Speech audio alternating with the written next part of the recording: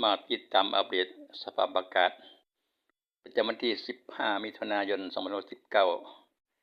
สำหรับมื้อนี้ปริมาณฝนทั่วไทยลดลงท้องฟ้าโปร่งเป็นส่วนมาก จะมีก้อนเมฆบางๆบางพื้นที่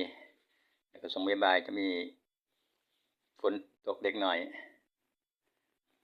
แต่ภาคอีสานด้านตะวันออกรอยต่อ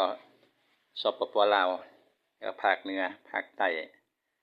มื้อนี้ท้องฟ้าปลอดโปร่งเป็นส่วนมากท้องฟ้าบ่ค่อยมีฝนเด้อมื้อนี้พี่น้องป้องไป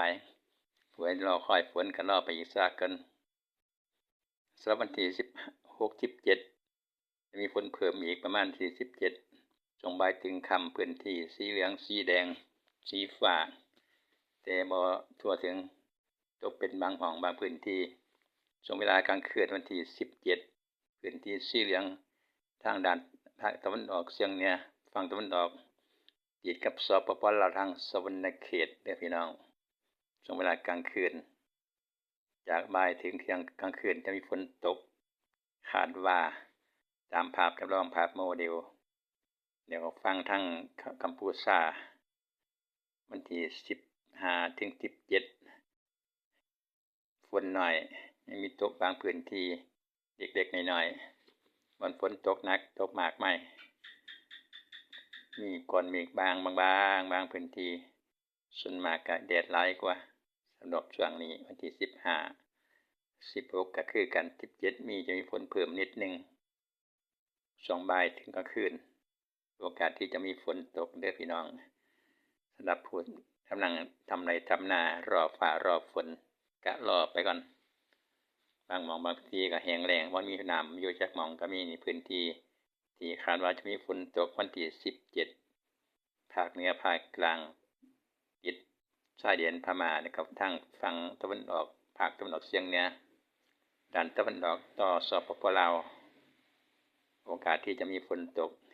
แต่ก็บ่แม่นย่ำ 100% เด้อพี่น้องเพียงแต่เป็นคาดการณ์ซื่อๆตามภาพโมเดลเด้อพี่น้องบางทีอาจจะแม่นบางทีอาจจะบ่แม่นทั้งวันและเวลาก็อย่าลืมกดเบิ่งเต็มจอจะเห็นวันเวลาอันเทียบด้านล่างวันและเวลาเท่าใดวันที่เท่าใดเวลาเท่าใด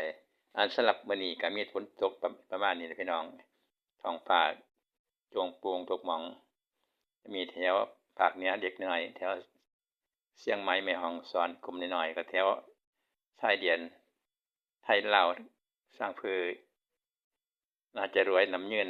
อำเภอกันทะลักศรีสะเกษ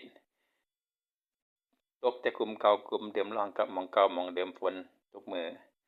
อันแถวภาคเหนือก็มีฝนตกเล็กน้อยเป็นยำๆฝนหนักตกหนักตกแค่ปล่อยๆพอลิ่นๆแถวภาคใต้มาเลสิงคโปร์กับบ่มีฝนตกปานใดมื้อนี้